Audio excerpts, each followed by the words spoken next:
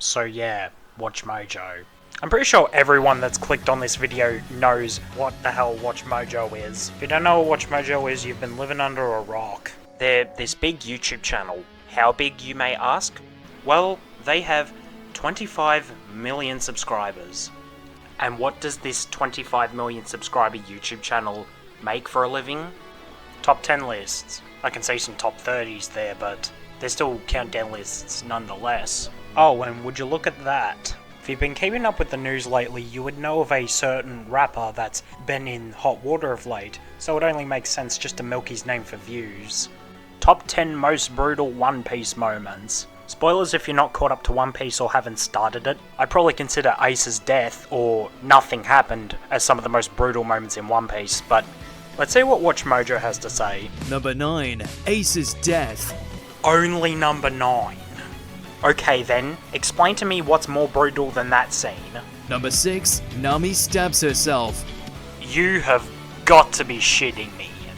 So you're telling me that Nami only stabbing herself in the shoulder is more brutal than Sakazuki turning his fist into molten magma, punching Ace in the chest, melting his internal organs, and Luffy having to watch him die right in front of his eyes? Were you actually watching or reading One Piece, or did you just pick them out at random? When you're going with top 10 most brutal, you have to rank them from least brutal to most brutal. You have to actually look at the scenes and think, yeah, this is brutal than this scene, and this is brutal than this scene. But no, this just all feels slapped together. If you actually talk to someone that's watched or read One Piece, and you ask them which scene was more brutaler, Nami stabbing herself or Ace's death, they'd most definitely say Ace's death. But anyway, on with the video. What moments have you got ranked higher? Number 4. Whitebeard loses face. Definitely in the manga, but due to the anime censorship, he only just loses his mustache. If we're talking about the moment in the manga, then yeah, I'd consider it on the same par as Ace's death. Number 3. Zeph's sacrifice for Sanji. The manga and later adaptations have made the self-cannibalism all too clear. Yeah, okay, but I'm still not forgiving this list for putting Ace's death way too low. Number 2. Lin Lin's birthday tea party. Like I said before, this list just feels slapped on. When you're saying most brutal, you're also saying most violent. Lin Lin's backstory is tragic, but it's not that violent compared to like Ace's death or Nothing Happened or even Whitebeard's face coming off. Number 1. Ohara genocide. Fair point, but you forgot to put Nothing Happened on the list.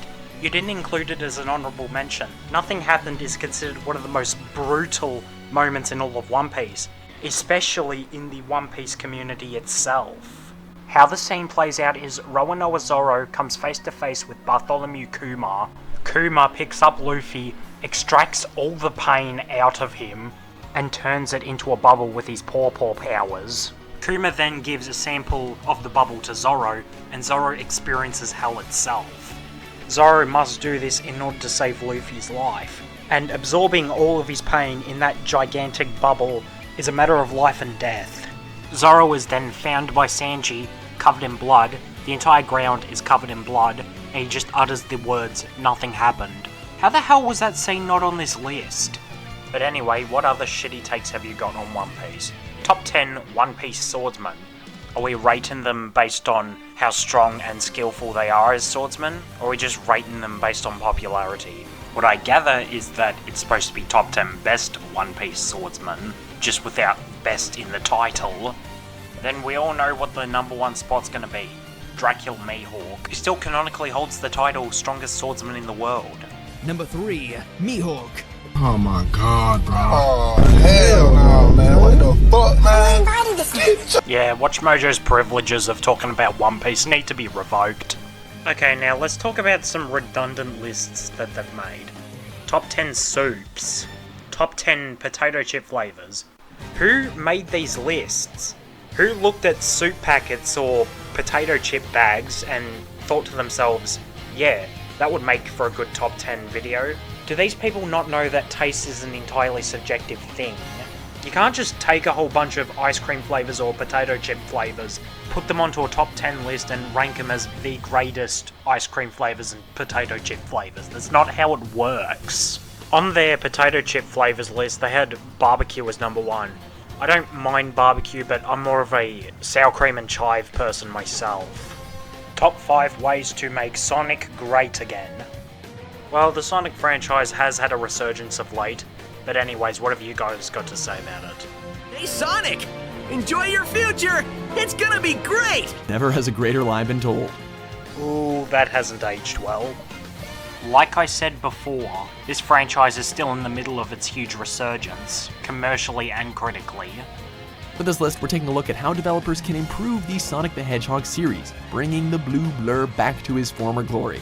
Like experimenting with new gameplay mechanics and story ideas to keep the franchise as fresh as possible. For 5, stop trying to be dark. Sometimes it makes sense when a video game franchise is given a little bit of a gritty makeover. But it's not a gritty makeover, it's still colourful as a series as it was back in 1991. And when you say makeover, you're basically referring to it being rebooted. Nothing was rebooted, it's still the same continuity. Like with Tomb Raider. Much like Bomberman though, Sonic's over-the-top world doesn't exactly scream dark and brooding. Yeah, neither does Pokemon or Kingdom Hearts' world, and yet they have lots of dark elements in it. If you're applying that logic to Sonic, you have to apply that logic to other video game series. Do you know how hypocritical this all sounds? This tonal shift arguably transpired in Sonic Adventure 2 with the arrival of Shadow the Hedgehog. No, this shit was in the series before Shadow's introduction. Back in the early 2000s, this tortured soul may have appealed to middle school kids who did all of their shopping at Hot Topic. Oh, go fuck yourself with your stereotyping of Shadow fans. But in retrospect, however, Shadow was trying way too hard to be cool. He didn't even have to try to be cool. He was cool. And he still is cool now. And as a character, he basically appeals to everyone. The reason to why people really love Shadow so much is because of how complex and tragic he is. However, he isn't the only problem with the tonal shift. The tonal shift is not the problem. The problem is the quantity over quality direction Sega took the franchise during the 2010s. And when it comes to the tonal shift, the real problem is the lack of tonal shift. So, Watchmojo, you've really got all this backwards.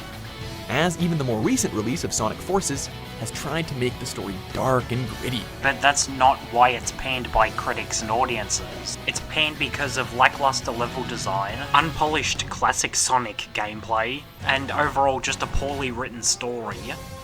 While also still starring cute 90s mascot characters. Can you not see the problem here? Like I said before, other video game series do this as well, not just Sonic. One example, Kingdom Hearts. A series that features Disney characters is known for going into quite dark territory. Number 4, no more forced story elements. No Sonic, Tails, Knuckles, and Robotnik. Are you forgetting someone else? But do you recall anybody else from the franchise? You mentioned him earlier. Okay, maybe the bat thing with boobs? Oh, whatever. for fuck's sake! I don't know if you were trying to be funny there, but if you were, you're not funny. Pack your bags and leave. Aside from shoehorning in new characters that failed to leave any impression whatsoever. Okay, we get it. You're not a Sonic fan. And the characters were not shoehorned in. If they were shoehorned in, they would have all been introduced in just one game, with little to no explanation on who they are or what they do as characters. Metal Sonic was introduced in Sonic CD as Sonic's robotic doppelganger to mimic his abilities and eventually defeat him. The Chaotix are a trio of detectives for hire, so if Sonic and friends need more help, they can call them to assist them. Silver the Hedgehog is basically the future Trunks of the Sonic series. He has to travel to the past to save his own future from being dystopian. Amy, who was also introduced in Sonic CD, used to be a damsel in distress. Now she just loves to swing around a big hammer. If you were the least bit invested in this franchise, you would know these characters all have their own distinct personalities, and that they contribute greatly to Sonic's character development through this series. The developers behind Sonic keep incorporating story elements that just feel kinda out of place. The early games kept the premise as simple as possible. Yeah, maybe because experimenting with new story ideas keeps a video game series from going stale. Sonic needs to stop Eggman from taking over the world. And he still does. More recent titles have gotten bogged down with convoluted plots right out of bad fanfiction, including evil spirits, black knights, and, werehogs. Hey, don't diss Sonic Unleashed, that game had a good story. And for you to say that a game franchise that's also been made to be understood by the younger demographic is too convoluted for you, then you're just a massive idiot. I mean, seriously. A series that young children can understand but you can't. And for your information, it's not up to you how Sega creates the Sonic universe. It's their IP, they have control over it, not you. We understand that long-running franchises occasionally need to try something different to stay fresh, but not to the point of becoming unrecognizable. Spread out and go after them. Slay them on sight. Unrecognizable. Then proceeds to show Knuckles and Shadow, who are very recognizable in the gaming industry as a whole. Number 3, good level design. Sonic's early adventures on the Sega Genesis featured a lot of inventive, vibrant, and exciting levels. You say this, yet you provide footage of Sonic Advance for the Game Boy Advanced. Over time, however, the levels started to get a little too straightforward. The original Genesis levels were also straightforward. Many of them require the player to do nothing more than just move the analog stick forward and sometimes press a button. Same as the Genesis games. Other levels have been challenging for all the wrong reasons, either due to poorly placed obstacles, sluggish puzzles, broken camera systems, or glitches that stop Sonic dead in his tracks. That was only in 3D Blast and 06. It's never happened in any other game since. Well, with the exception of Rise of Lyric.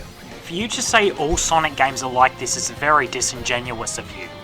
A well-designed stage, such as Casino Night Zone, will keep the gameplay fast-paced and flowing, while also testing the player's skills with timing and precision.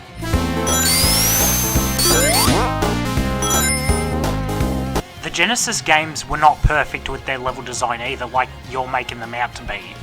Cough cough, Labyrinth Zone, cough cough. Number 2, platforming over speed. So taking away what makes Sonic unique in the first place. Yeah, okay. And also Sonic Rush is the worst example you could show for this, as that game perfectly blends platforming and speed within its level designs. Whatever blast processing is, it certainly highlighted Sonic's ability to really go fast. Speed might have been what drew gamers to Sonic initially, but it was the slick, creative platforming that kept them coming back. It was both, actually. The game's signature game element, Sonic's speed, is another psychological element. In a way, players are tempted to go full speed and feel the thrill of zipping through the levels, but yet they subconsciously know that there may be danger lurking ahead, which they might not be able to avoid in time. The ring system was implemented to only punish players mildly when running into a badnik. The falling rings allowed them to quickly recover after a hit. The team pushed to spawn as many rings on screen as possible for a neat effect. In Sonic, the terrain is an important part of your playground. It can be a psychological enemy when you're abruptly halted by an obstacle that breaks your flow. But keeping Sonic's momentum, avoiding obstacles, and taking advantage of ramps and hills can feel so satisfying. This ultimately adds an extra dimension to the gameplay, which is not only focused on enemies, but also interacting successfully with the terrain itself. Think about Sonic the Hedgehog as a character, one of the first things that probably comes to mind is his speed. During its conception, Sega used Sonic as a way to show off their blast processing power of their console, the Sega Genesis. The Sega Genesis was a direct competitor to Nintendo's SNES, with its mascot being this little obscure character called Mario. Yeah, not a lot of people really know about him. His game's kind of this small, hidden indie gem. So Sega wanted to make Nintendo eat dust by creating a mascot and console that could absolutely smoke them. Sonic was a huge part of the marketing for the Sega Genesis, and his speed was a very important and clever way to show off the capabilities of the hardware. And it was a pretty successful marketing strategy that sold them a ton of units back in the day. The original marketing strategy is one of the biggest reasons Sonic is the way he is. Even after the Sega Genesis, Sega continued to create Sonic games focused around speed to show off their future hardware's processing capabilities. So with hardware becoming more and more advanced, the limits to what developers could do with Sonic and video games in general continued to expand. Some Sonic games have put so much emphasis on speed that it feels like you're riding a roller coaster, which sounds fun at first. Sonic Adventure 1 and 2's levels still are platform focused, as you can see with the footage I have in this video. When you're essentially going along for the ride though, the gameplay can become insultingly easy or repetitive. Plus, if Sonic goes too fast, it's hard to keep track of what's happening in the moment, and that's just a recipe for frustration. What do you mean? The camera stays in the one place. The camera's always had Sonic centered ever since the first game. Number 1. Fun and simple gameplay. Hang on a minute, you said this 5 seconds ago. The gameplay can become insultingly easy or repetitive. And now you're saying this. Fun and simple gameplay. I don't know if you proofread your script, but you just contradicted yourself there. You're complaining that you didn't want easy gameplay, now you're back to wanting easy gameplay. We've said it before and we'll say it again. If it ain't broke, don't fix it. What the fuck are you talking about? Are you talking about when the Sonic franchise experiments with new gameplay mechanics? Because you also said this earlier. We understand that long-running franchises occasionally need to try something different to stay fresh. That's the second time you've contradicted yourself in this video. Are you saying the Sonic series should not branch out and experiment with new gameplay mechanics or story ideas? I'm gonna say this again. Not your series, buddy. It belongs to Sega. They decide what they do with their series, not you. You can give constructive criticism, but not tell them how you want the series when it's their series to own. For some reason though, Sonic Team keeps adding gimmicky gameplay mechanics that nobody really asked for. And you make videos nobody asked for. Characters have been given swords, guns, and even fishing poles. I got a fish. All of which just slows shit down. You're not wrong about the Big the Cat segment, but aside from that, you're just talking out of your ass. Actually, no, you've been doing that this entire video. With the exception to maybe the wisps from Sonic Colors, and the tension gauge from Sonic Rush, and the open world of Sonic Frontiers, every attempt to make the franchise more innovative has ironically been a huge step backwards. Not in 2022. Fortunately, Sega got back on the right track with 2017's Sonic Mania, which not only worked as a retro throwback, but a great standalone platformer. Sonic Generations did the same thing. With the, say it with us now, fun, simple gameplay that the series was once known for. And still is known for. And returning to glorious 2D didn't hurt either. Yeah, I think I know which side of the fanbase these people are pandering to. The same ugly, stretched out, green-eyed Sonic fighting the modern-style Eggman. Is that what he's gonna be called too? Dr. Eggman? Ugh! I'm so infuriated right now. It just conjures up the same shitty garbage from the 3D games. I mean, I'm looking at this right now in disgust. I mean, this is appalling. This is abysmal. This is Sonic. This is the classic Sonic. I bought this plushie in 1994. Look, beady black eyes. What I'm seeing here, the same ugly, stretched out bubblegum abomination I had to suffer through for the last decade. Ugh!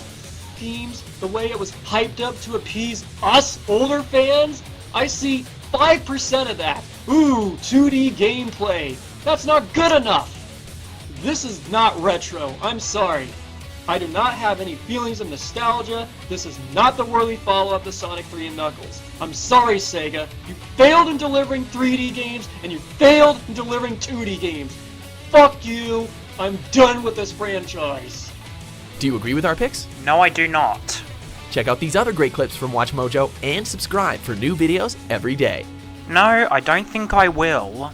So, that video was an absolute dumpster fire. Watchmojo, if you're not gonna give a shit to actually be invested in this series, and just circle jerk everything that hardcore 2D elitists are saying, without giving the time into researching what Sega did to make this franchise unique in the first place, and that there's more to the fanbase than just those 2D elitists that hate everything that Sega does to keep the series from going stale and refuse to take off their nostalgia goggles, then you people have no room to talk about this series, as it wasn't made for you. Anyway, I bet you're wondering why I spent more time on this video as opposed to the others. It's basically the reason as to why I made this video in the first place. It's just been getting under my skin for so long. But anyway, the video's gone on for a bit too long, so I'm just gonna end it here. If you enjoyed the video, make sure to leave a like, tell me what you thought about it in the comments, and I'll see you next time.